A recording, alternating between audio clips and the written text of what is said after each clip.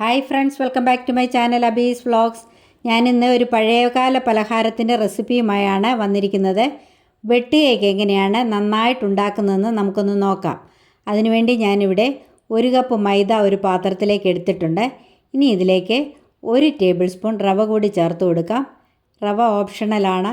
റവ ചേർത്താൽ കുറച്ചുകൂടി ക്രിസ്പി ആയിട്ട് കിട്ടും. ഞാൻ 2 രീതിയിലും ഉണ്ടാക്കിയിട്ടുണ്ട്.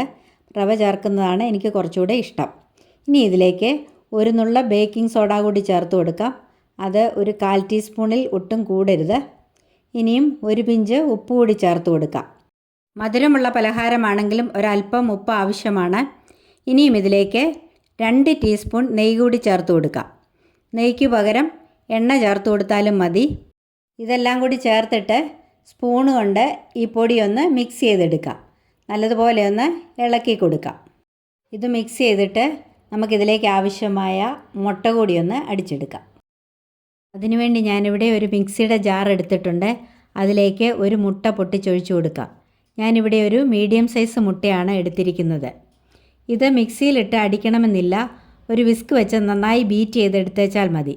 ഞാനിത് എളുപ്പത്തിന് വേണ്ടിയാണ് മിക്സിയിലിട്ട് അടിക്കുന്നത്. ഇതിലേക്ക് 1/2 കപ്പ് പഞ്ചസാര കൂടി ചേർത്ത് കൊടുക്കാം. 1 സ്പൂൺ ഏലക്കായും പഞ്ചസാരയും കൂടി പൊടിച്ചത് കൂടി ചേർത്ത് കൊടുക്കാം. മുട്ടയുടെ ആ ടേസ്റ്റ് ഒന്ന് മാറി നല്ലൊരു ഫ്ലേവർ കിട്ടാൻ വേണ്ടിയാണിത്. ഇനിയും ഇതിലേക്ക് 2-3 ഡ്രോപ്പ് വാനില എസൻസ് കൂടി ചേർത്ത് കൊടുക്കാം. ഇനിയും ഇത് നന്നായിട്ടൊന്ന് അടിച്ചെടുക്കാം. മുട്ടയും പഞ്ചസാരയും ഒക്കെ ഞാനിവിടെ അടിച്ചെടുത്തു. ഇനി നമുക്കിത് മാവിലേക്ക് ചേർത്ത് കൊടുക്കാം. ഈ എടുത്തു വെച്ചിരിക്കുന്ന മാവിലേക്ക് നമ്മൾ അടിച്ചു വെച്ചിരിക്കുന്ന മുട്ട കുറേശ്ശെ ചേർത്തൊന്ന് കുഴച്ചെടുക്കാം. ഇതിൽ നമ്മൾ വേറെ വെള്ളമൊന്നും ചേർക്കത്തില്ല. ഇതൊരു ചപ്പാത്തി മാവിൻ്റെ പാകത്തിൽ കുഴച്ചെടുക്കണം.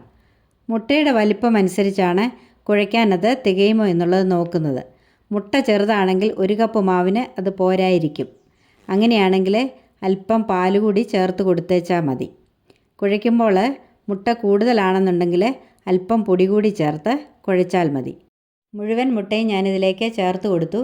ഇനി ഇത് നന്നായിട്ടൊന്ന് കുഴച്ചെടുക്കാം. ഞാനിവിടെ ഇതിലേക്ക് കളറൊന്നും ചേർക്കുന്നില്ല, മഞ്ഞൾപ്പൊടിയും ചേർക്കുന്നില്ല. കുട്ടികൾക്കൊക്കെ കൊടുക്കാനായതുകൊണ്ടാണ് കളറൊന്നും ചേർക്കാത്തത്. ഞാനിവിടെ 1 ടേബിൾ സ്പൂൺ മൈദ കൂടി ചേർത്ത് കൊടുക്കുകയാണ്. അല്പം ലൂസായിപ്പോയി. ഞാനെടുത്ത മുട്ട ഒരല്പം വലുതാണ്. അതുകൊണ്ടാണ് ഞാൻ പറഞ്ഞല്ലോ, മുട്ടയുടെ വലിപ്പം അനുസരിച്ചാണ് ഇതിൻ്റെ ലൂസെന്ന് പറഞ്ഞത്. അതുകൊണ്ട് അല്പം പൊടി കൂടി ഞാൻ ചേർത്ത് കൊടുക്കുകയാണ്. ഇതുകൂടി ചേർത്തിട്ട് നന്നായിട്ടൊന്ന് കുഴച്ചെടുക്കാം. മാവ് ഞാനിവിടെ നന്നായിട്ട് കുഴച്ചെടുത്തു. ഇനി ഇതൊരു 3-4 മണിക്കൂറൊന്ന് റെസ്റ്റ് ചെയ്യാനായിട്ട് വെക്കണം. ഈ മാവിൻ്റെ പുറത്ത് കുറച്ച് എണ്ണയൊന്ന് പുരട്ടി കൊടുക്കാം. മാവിൻ്റെ പുറമൊന്ന് ഉണങ്ങി പോകാതിരിക്കാൻ വേണ്ടിയാണ് അങ്ങനെ എണ്ണ പുരട്ടി കൊടുക്കുന്നത്.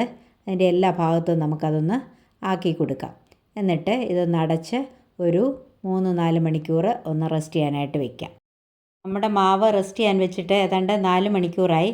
കണ്ടോ, ഇത് നന്നായിട്ടായിട്ടുണ്ട്. ഇനി നമുക്കിതുകൊണ്ട് വെട്ട് കേക്ക് ഉണ്ടാക്കിയെടുക്കാം. ഇനിയും ഈ മാവ് കയ്യിൽ ഒരല്പം എണ്ണമയം പുരട്ടിയിട്ട് ഒരു ടേബിളിലോ ഒരു പലകയിലോ വെള്ളം വെച്ച് ഇതുപോലെ ഒന്ന് ആക്കി കൊടുക്കാം. സൗകര്യത്തിന് വേണ്ടി ഞാനിവിടെ പകുതി മാവ് എടുക്കുകയാണ്. പകുതി മാവെടുത്തിട്ട് ഇതുപോലെ കൈ കൊണ്ട് ഒന്ന് ഉരുട്ടി കൊടുക്കാം. വെട്ട് കേക്കിന് ഏത് വലിപ്പം വേണം എന്നുള്ളതനുസരിച്ച് വേണം ഇതിങ്ങനെ തിന്നാക്കി എടുക്കാനായിട്ട്. ഞാനിതൊരല്പം തിന്നാക്കി എടുക്കുകയാണ്, കാരണം എനിക്ക് ചെറുതായിട്ടാണ് ഞാൻ ഉണ്ടാക്കുന്നത്. ഇനിയും നമുക്കിത് ഇതുപോലൊന്ന് കട്ട് ചെയ്തെടുക്കാം. ബാക്കിയുള്ള ആ മാവ് പൊടി ഒന്നുകൂടെ ഒന്ന് തിന്നാക്കിയിട്ട് ഇതുപോലെ നമുക്ക് കട്ട് ചെയ്തെടുക്കാം.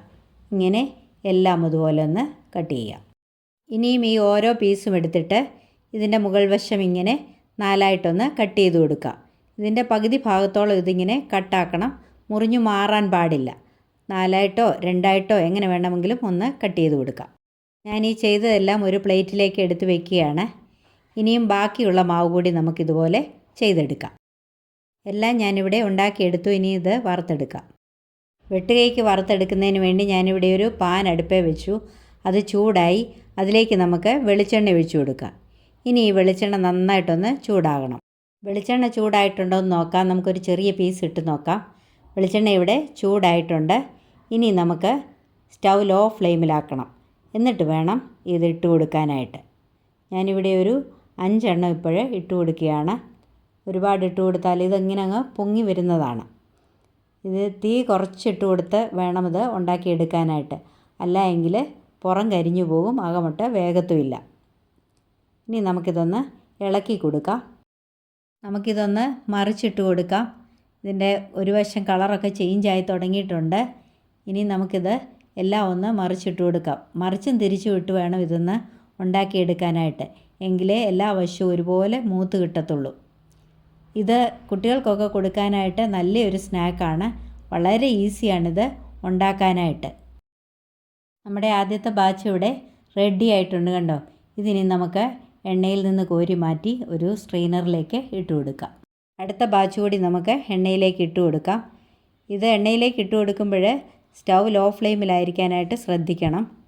ഇതും നമുക്ക് ഒന്ന് ഇളക്കി കൊടുക്കാം. തിരിച്ചും മറിച്ചും ഇട്ട് ഇതൊന്ന് മൂപ്പിച്ചെടുക്കാം. ഈ ബാച്ച് ഇവിടെ മൂത്തു. ഇത് നമുക്ക് എണ്ണയിൽ നിന്ന് കോരി മാറ്റാം. ബാക്കിയുള്ളത് കൂടി നമുക്കിതുപോലെ വറുത്തെടുക്കാം. അപ്പോൾ നമ്മുടെ അടിപൊളി വെട്ട് കേക്ക് ഇവിടെ റെഡി ആയിട്ടുണ്ട്. ഇത് വളരെ സിമ്പിളാണ് ഉണ്ടാക്കാനായിട്ട്. അതുപോലെ റവയൊക്കെ ചേർത്തിരിക്കുന്നതുകൊണ്ട് ഇത് നല്ല ക്രിസ്പിയാണ്. കളർ ചേർക്കാത്തതുകൊണ്ട് കളറില്ല എന്നുള്ളത് മാത്രമേ ഉള്ളൂ. അപ്പോൾ ഇതുപോലെ എല്ലാവരും ഒന്ന് ട്രൈ ചെയ്ത് നോക്കണം. എന്നിട്ട് എൻ്റെ വീഡിയോ ഇഷ്ടപ്പെട്ടെങ്കിൽ ഒന്ന് ലൈക്ക് ചെയ്യണം, കമൻറ്റ് ചെയ്യണം, മറ്റുള്ളവർക്കൊക്കെ ഒന്ന് ഷെയർ ചെയ്ത് കൊടുക്കണം.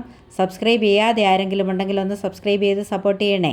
ഇതുവരെയും എനിക്ക് തന്ന എല്ലാ സപ്പോർട്ടിനും നന്ദി. തുടർന്നും എന്നെ സപ്പോർട്ട് ചെയ്യണം. ഇനിയും മറ്റൊരു നല്ല വീഡിയോയുമായി കാണും വരേക്കും bye bye, take care, thank you.